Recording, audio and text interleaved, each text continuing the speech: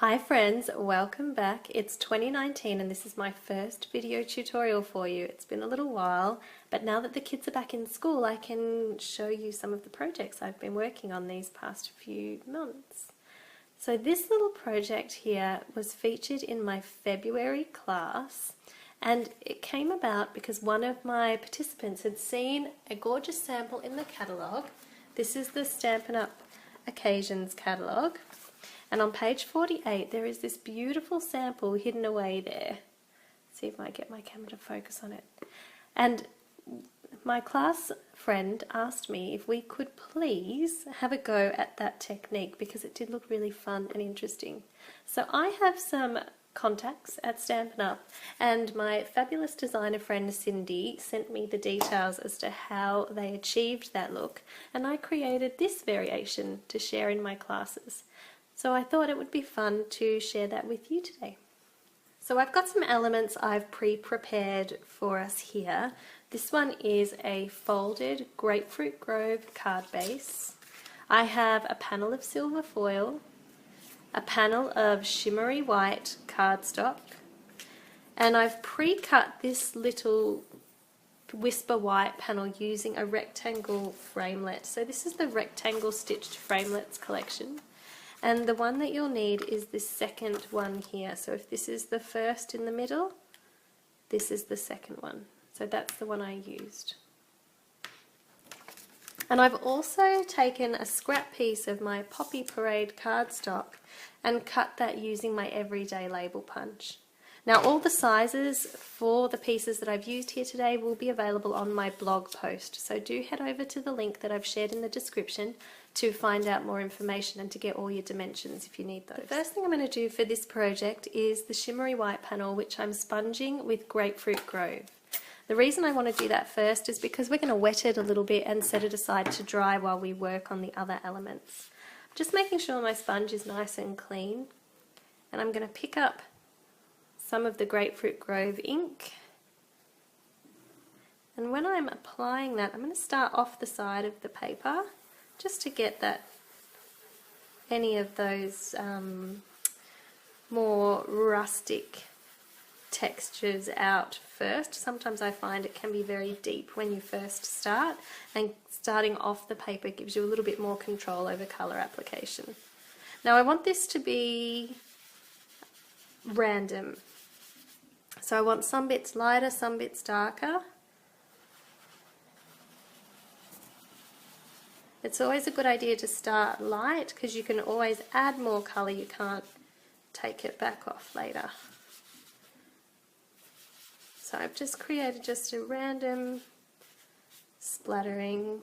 You can deepen some of that up. As I mentioned before, it's easier to keep applying it than to take it off. So I'm fairly happy with that, and what I'm going to do now is spritz it with a little bit of water. So I've got a Stampin' Up! Spritzing spritzer here, and I've just filled it with water.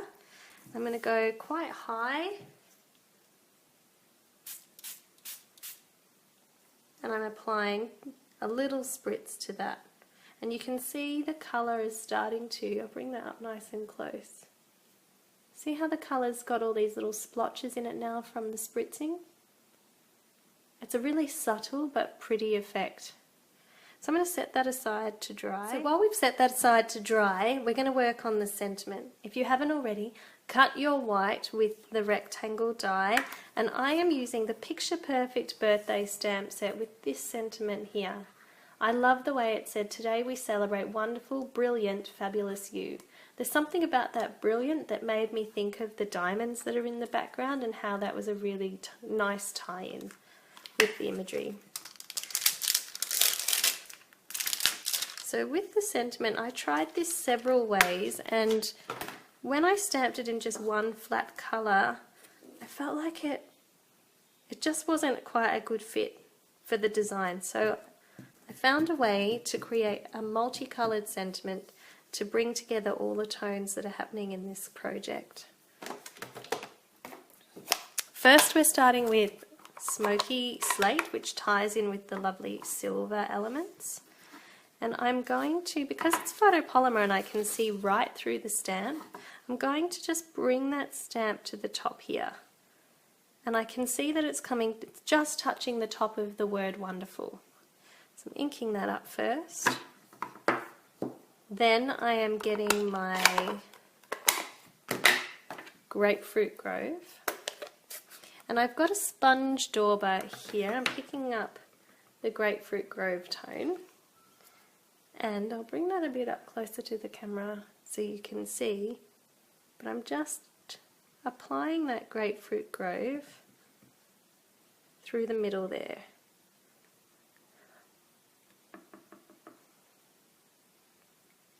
So I'm being conscious to bring that sponge dauber just up to where it touched the top of that wonderful. And I can see that it's come through to the top of this fabulous. And then I'm going to use another sponge dauber and the Poppy Parade ink to get to the bottom. I'm going to load that up. Let's bring that up nice and close so you can see it. And I'm just going to go through the middle of that fabulous just to blend in that orange tone from the grapefruit.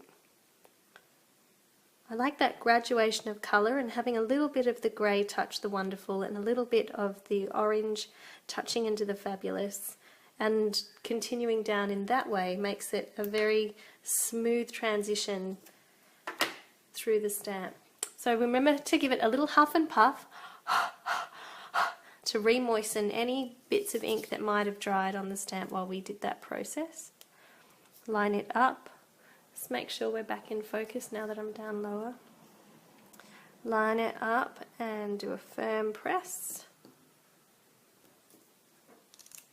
And there we have it, our lovely toned sentiment. Very quick and easy, and such a fabulous way to make use of stamps that you already, make use of inks that you already have in your collection. Nice, easy, fun. Now let's see how we're going with that panel. It looks nice and dry now, and you can see that it's come up with this sprinkled pattern. It's really lovely. Of course, you can be as heavy-handed as you like with your spritzing. In fact, I might add a little bit more and see if we can get some more of that dropped, a little more droplets. So I've just given that some time to dry. It's quite warm here today, so it didn't take long. Now you can see that those additional spritzers created like this little washed effect as well, so that's a little bit of fun. Random, fun little patterns like this are so great to create, and it really makes you feel like you've been creative and accomplished something when you can take a piece of paper that's plain and turn it into something really pretty. So the next step with that, now that we've finished with that level of colouring, is to cut some of our diamonds. So I've got my Big Shot here, and my lovely friend Tanya has lent me her Eclectic Layers Thinlit dies because this technique works so well with those pretty diamonds.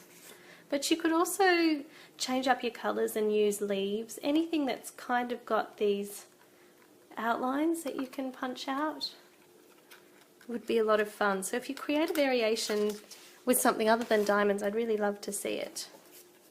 So I'm going to sit this down on my magnetic platform, and I really just want a very random scattering of diamonds. So I'm coming off the edge here for the first one. So you can see I've cut just a very random scattering of diamonds. There's 7 cut out in total in various positions.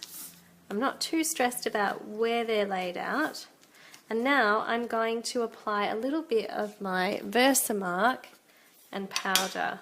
So I want just a bit of a random scattering of that copper. So I'm just swiping on a little bit of Versamark. You can't see it, but I know that it's there. And this is where the magic happens. So just scatter on your copper powder.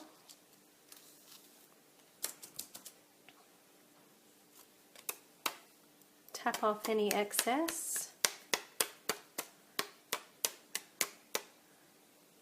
Now you can see that when I put the Versamark on there, the pad has a rectangle shape, and you can see that those edges are very defined. Now I don't want that, I want it to appear like a very random scattering, so I'm going to use my dye brush here and just give those edges a more random look.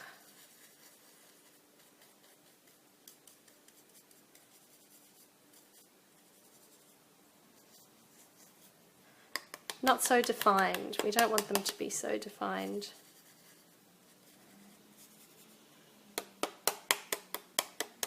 Now I'm going to quickly set that with my heat tool. So that's all heat embossed, and you can see that lovely copper shine through there. The time that I've done this one, I've been a bit heavier handed in knocking off excess powder.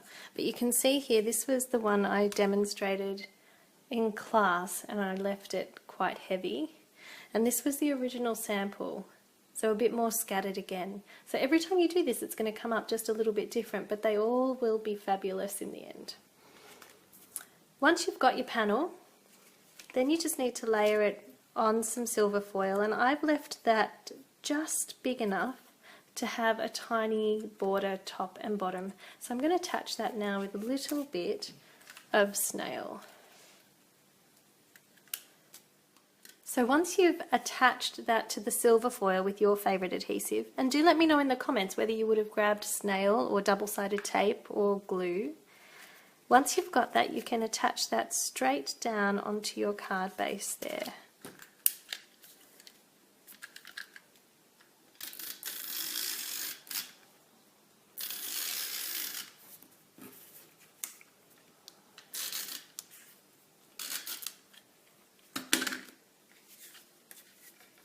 So I'm going to stick it, so I'm going to just stick it right through the middle.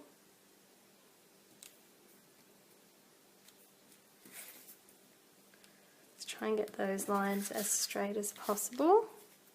And now I'm going to add those extra little embellishments. So we've got here the Everyday Label Punch, and as I mentioned, I've used some Off-Cut Poppy Parade.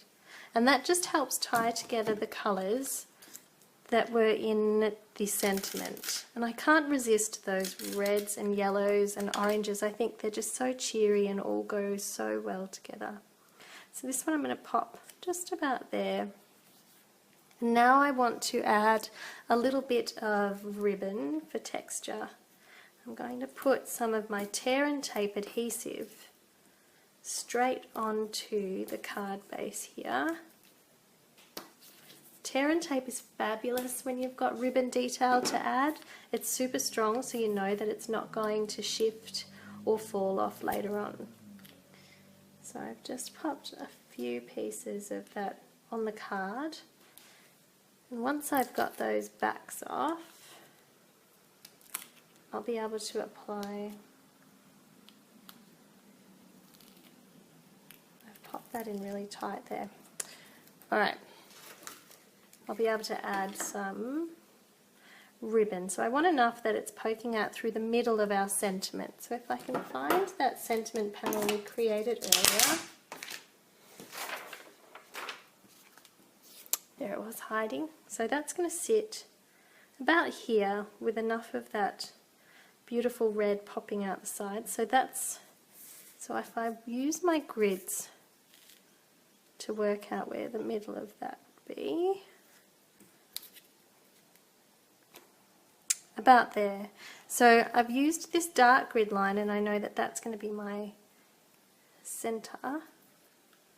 So I'm going to want one panel to the side of that, one piece of this lovely ribbon to the side, and I've gone with the white with the gorgeous silver trim because I felt like that was just such a fabulous tie-in with the silver in the project, and that pop of white really helps break up all those bright lovely colours. So this piece of silver is going to go this bit of ribbon here just on the other side, so they're going to sit in loose. So you want them cut at slightly different angles. And now we can pop this up the top there on dimensionals. Now you might like to add a little bit of extra bling, and I do have this gorgeous copper thread.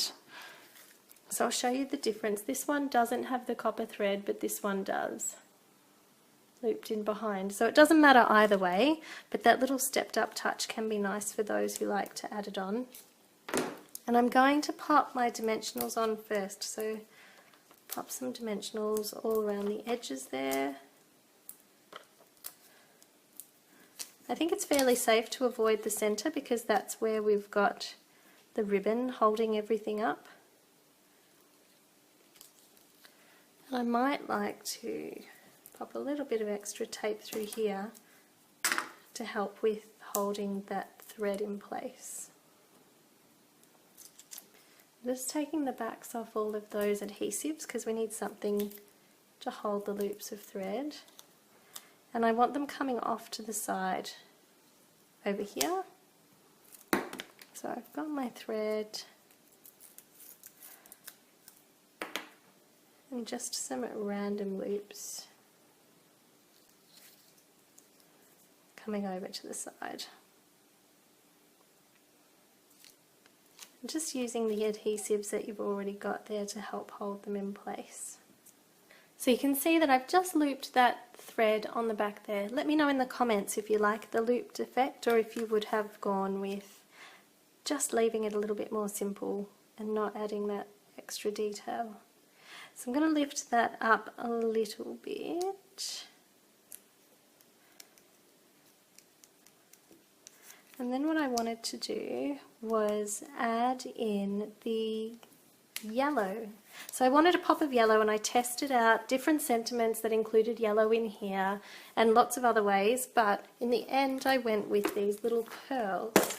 So we've got the Stampin' Up! Pearls, and you can get these ones here that are already coloured, so these artisan pearls, but I've got heaps and heaps of these beautiful basic pearls. I'm just going to look for a packet that's already open.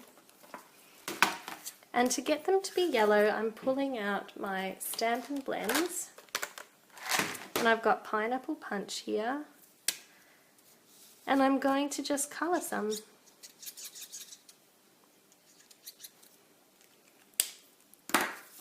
And I'm going to pick them up and just scatter them around, give that little bit of a yellow touch. Well, there you have it, a very shiny, mixed metallics, technique-filled project. I really hope that you've enjoyed this project and that you will hit subscribe here on my YouTube channel to catch other tutorials as they become available. Don't hesitate to leave a message and let me know what you liked best about this project or if you've got any questions. Thank you so much for joining me today. Do head over to the blog, the link is in the description here if you want to get all the measurements. Thank you for joining me. Goodbye.